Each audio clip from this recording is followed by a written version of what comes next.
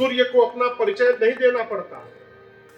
सूर्य जब उदित होता है तो सूर्य का परिचय अंधकार देता है दौड़कर भागते हुए। उसी प्रकार आज आपके राम के जश और प्रताप के आगे सूर्य का प्रकाश भी धूमिल हो गया है। आप जगत में राम की कीर्ति के अलावा किसकी कीर्ति है? जिस कार्य को धरती का कोई राजा नहीं कर पाया उस कार्य को आपके राम ने करके दिखा दिया है। महाराज आपकी सदा जय जयकार हो, जय जयकार हो। दूतों की बात इतनी अच्छी लगी ना, महाराज गले से हीरो की माला निकालकर दूतों पर न्यौछावरी लुटा दी। जैसे न्यौछावरी लुटाए, दूतों ने माला को उठाया, सिर से लगाया और ले जाके दशरथ जी के चरण में रख दिया। कहा महाराज हम मिथिलावासी हैं और हमारे मिथिला में बेटी के घर का पानी पीना भी पाप कहा गया है। हम आपसे कुछ लेने नहीं आए हैं। आप पूरी अयोध्या की सभा आज दशरथ जी की जय जयकार, जनक जी की जय जयकार कर रही है। जानते हैं क्यों? ये सोच करके कि जिस महाराज के सेवक का ऐसा विचार है उस महाराज का कैसा विचार होगा। पूरी अयोध्या जनक जी के नाम से गुंजायमान है जय जयकार से। बोलिए जनक जी महाराज की जय। अब महाराज तुरंत ये सूचना बताने के लिए दौड़े। सुल्तानिया जी किसको बताने गए होंगे? बोलिए। आज का आदमी रानियों को ही बताने जाएगा। डर है कि नहीं है? लेकिन महाराज जी रानियों को बताने नहीं गए। महाराज जी कहां गए? गुरु जी के पास गए। यहां मैं निवेदन करूं, दशरथ जी सोच रहे हैं कि जब विश्वामित्र जी मांगने आए थे तो मैं तो मना कर दिया था। राघो को मैं न दूंगा, राघो को मैं न दूंगा, मुनीनाथ मरते मरते, मुनीनाथ मरते मरते। मैं मना कर दिया था कि मैं राम को नहीं दूंगा। यदि गुरुदेव भगवान मुझे न समझाए होते तो आज मेरे जीवन में ये सौभाग्य का क्षण न आया होता। आज जो कुछ भी प्राप्त हुआ है ये सब गुरुदेव भगवान की कृपा प्रसादी है। इसलिए चलकर सबसे पहले उनको मैं बताऊंगा। सबसे पहले गुरु आश्रम में गए, दूतों को बुलाकर पूरी सूचना सुनवाई। गुरुदेव भगवान सुने तो प्रसन्न हो गए। अब बोले महाराज आश्चर्य हो रहा है ना आपको? महाराज बोले जी जी गुरु जी मुझे बहुत आश्चर्य हो रहा है। गुरु जी बोले लेकिन मुझे नहीं हो रहा है, मैं जानता था कि ये होने वाला है। ये बड़ा अद्भुत प्रसंग है। यहाँ दो चौपाई है। मैं पहले चौपाई गाता हूं फिर भीतर प्रवेश करेंगे।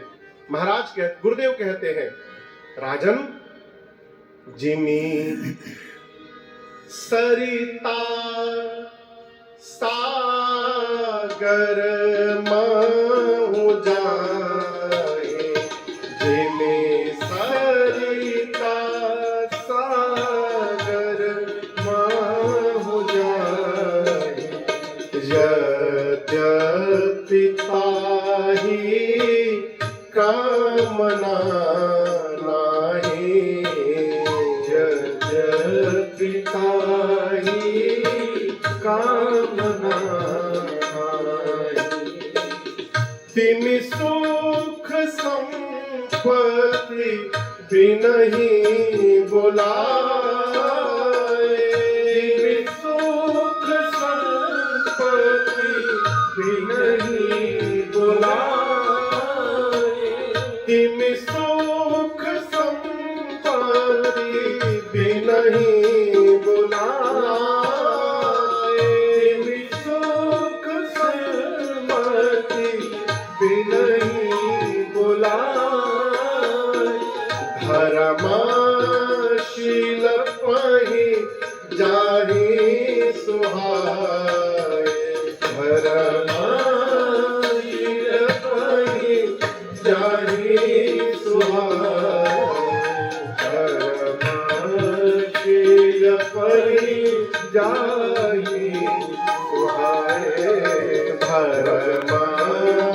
पड़ी जाई सुहाए।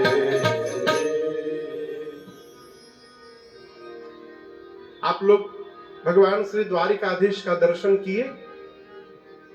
पूछ रहा हूं, कौन कौन बाकी है अभी? अभी आए हैं आप? कोई बात नहीं। द्वारिकाधीश भगवान के जब आगे नीचे उतरिएगा तो गोमती मैया बह रही है। गोमती नाम है ना? गोमती मैया कहां चली गई है मिलकर? समुद्र में। नदी अपने उद्गम से निकलती है तो कहां जाती है? सागर में, समुद्र में। क्या किसी समुद्र ने नदी को बुलाया था? इनविटेशन भेजा था कि आ जाओ मेरे पास आ जाओ? नहीं। नदी निकलेगी तो समुद्र में जाएगी। गुरुदेव भगवान कहते हैं, महाराज उसी प्रकार जिस मनुष्य के जीवन में धर्म होता है उस मनुष्य को सुख संपत्ति को बुलाना नहीं पड़ता। जैसे समुद्र के पास नदी चली जाती है, धर्मशील के पास सुख संपत्ति चला आता है, बिना बुलाए आएगा सुख संपत्ति। और जीवन की संपत्ति जानते हैं क्या है? ये रुपया संपत्ति नहीं है। रुपया संपत्ति नहीं है। कितना रुपया आपके पास हो जाएगा तो लोग जानेंगे? बोलिए, सोचिएगा। आज लोग जान रहे हैं, कल आप चले जाएंगे ना तो आपसे अधिक रुपया वाला आ जाएगा, लोग उसको जानने लगेंगे। जीवन की सबसे बड़ी संपत्ति है मनुष्य का शरीर प्राप्त करके यदि भगवान के चरणों में प्रीति बन गया, भगवान की भक्ति प्राप्त हो गई तो हमसे बड़ा धनवान संसार में दूसरा कोई नहीं है।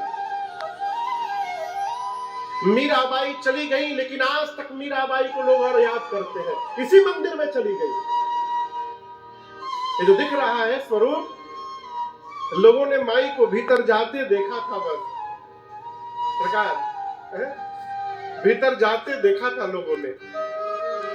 जब बहुत देर तक मां मीरा नहीं निकली तो लोग बोले, हुआ क्या, बहुत देर हो गया, कहीं बीमार तो नहीं पड़ गई? लोगों ने बरबस गेट खोला मंदिर का, और जब भीतर जाकर देखा तो मीरा भाई थी नहीं। कहां चली गई हो? साक्षात श्री विग्रह से ठाकुर जी प्रकट होकर निकले और मीराबाई का आलिंगन करके अपने विग्रह में ही लेकर चले गए, सशरीर चले गए लेकर के। हम आज तक उनको याद करते हैं। यदि जीवन में भगवान की भक्ति आ गई तो युगों युगों तक लोग याद रखेंगे और फिर हमसे बड़ा धनवान कोई नहीं होगा।